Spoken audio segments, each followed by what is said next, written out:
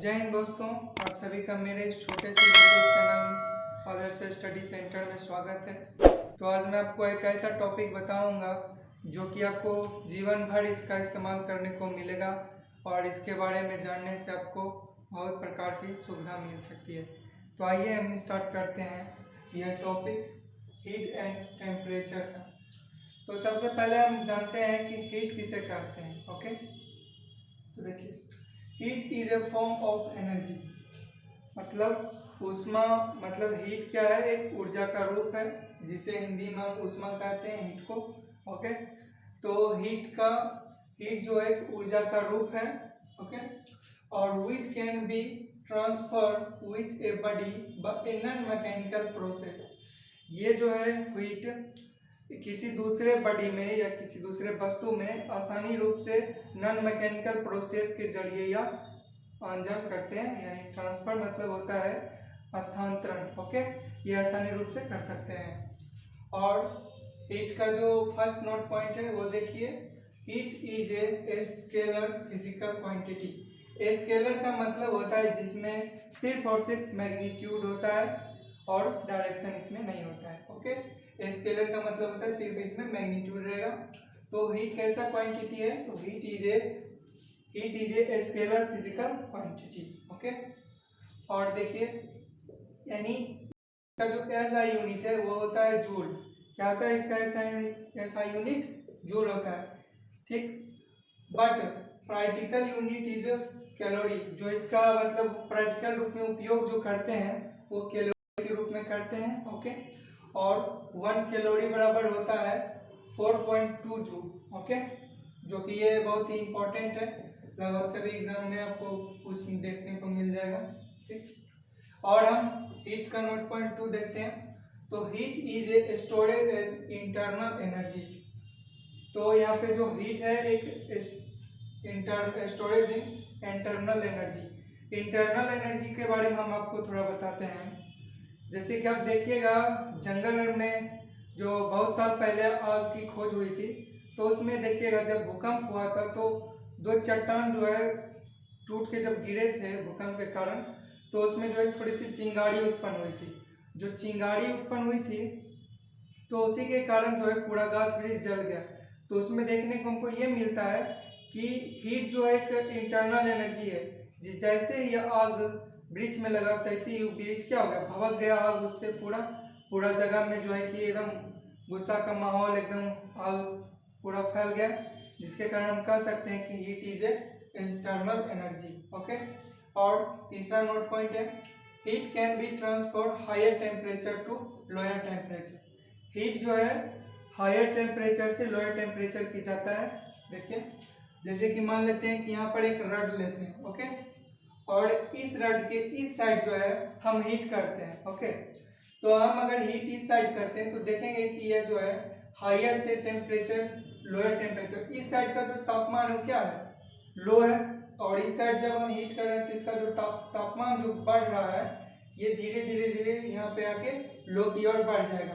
तो इससे हमें क्या पता चल रहा है, heat can be transfer higher temperature to lower temperature, यानी कि ऊष्मा जो है यानी हीट वो किधर से किधर ट्रांसफर कर रही है, हायर टेम्परेचर से लोअर टेम्परेचर की ओर। ठीक, अब देखते हैं हम टेम्परेचर किसे कहते हैं। ओके, देखिए अब आप जानेंगे टेम्परेचर का डेफिनेशन। ओके, टेम्परेचर का डेफिनेशन देखिए, it is defined as feeling of degree of hotness and coldness. Okay, तो इसका मतलब हुआ कि टेम्परेचर का मतलब हुआ तापमान। ओके, किसी भी हम मनुष्य के शरीर का हम तापमान चेक करते हैं कि वह गर्म है या ठंडा, जिसके लिए हम किसका उपयोग करते हैं, तो देखिए यहाँ पे सो temperature is measured by thermometer.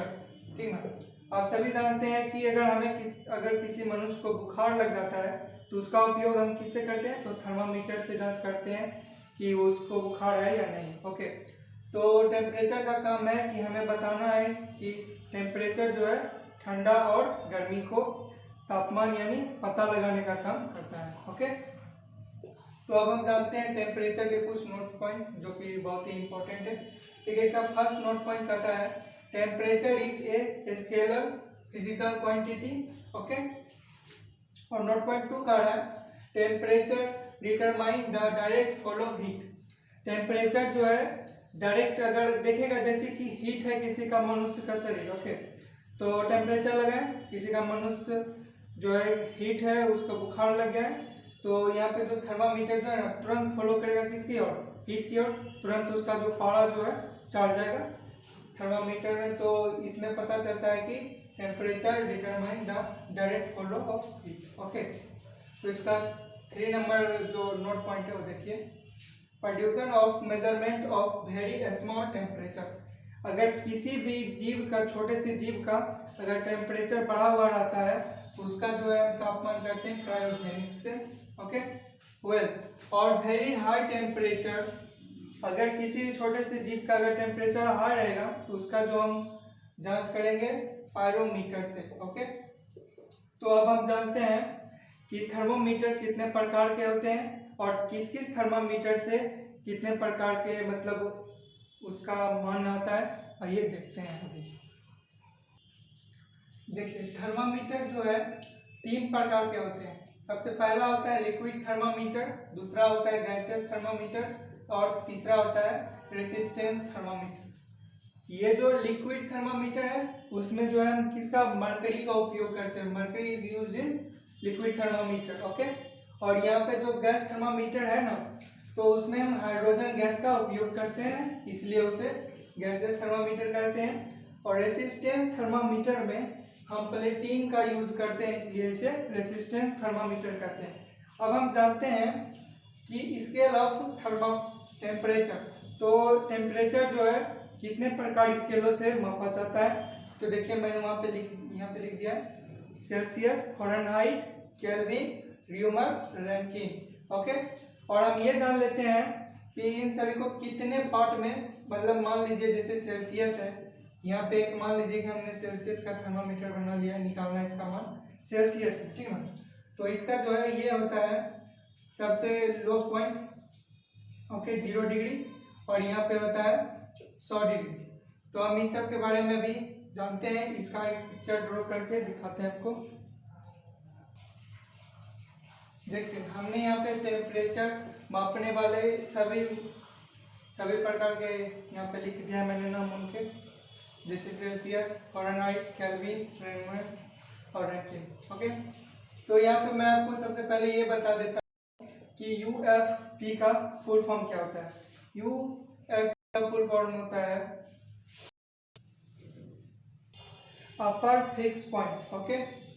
UFP का होता है अपर फिक्स पॉइंट और एलएफपी का होता है लोअर फिक्स पॉइंट, ओके। और एफआई का होता है फंडामेंटल इंटरवल।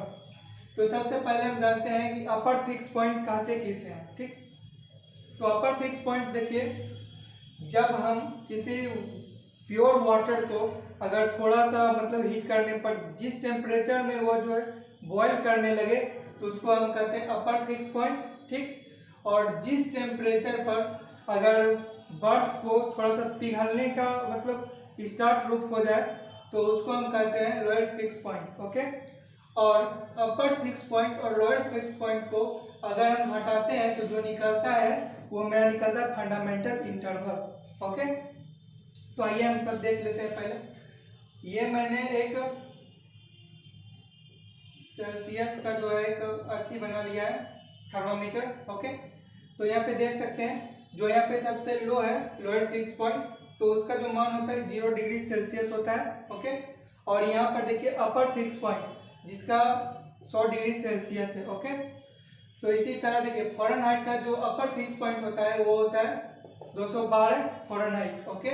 यहाँ पे मतलब यहाँ जो है लिखा जाएगा आपका 212 डिग्री सेल्सियस, मतलब फ़ारेनहाइट में लिखाएगा, ठीक। और इसका जो लोअर फिक्स पॉइंट रहेगा यहाँ पे लिखाएगा 0 डिग्री सेल्सियस के अलावा यहाँ पे लिखा जाएगा आपका 32 डिग्री फ़ारेनहाइट, ओके।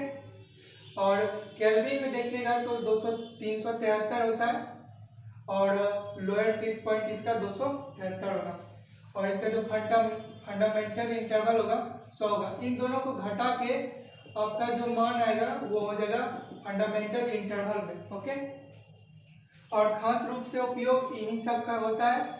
और इस सब में से, इस सभी स्केलर में से जो सबसे पॉपुलर होते हैं उनको हम कहते हैं केल्विन। ओके, इन सभी में से जो सबसे पॉपुलर होते हैं उसको हम केल्विन कहते हैं। और उसके बाद अगर किसी का स्थान आता है तो उसका स्थान आता है सेल्सियस का। ओके, तो आइए देखते हैं अब हम कि इनका जो एक फॉर्मूला होता है जिसे हम अगर सेल्सियस में मान दिया रहेगा तो उसका फ़ारेनहाइट में निकाल सकते हैं, और अगर फ़ारेनहाइट में मान दिया रहेगा तो सेल्सियस में, और सेल्सियस का मान दिया रहेगा तो केल्विन में। तो इस फॉर्मूले को हम अभी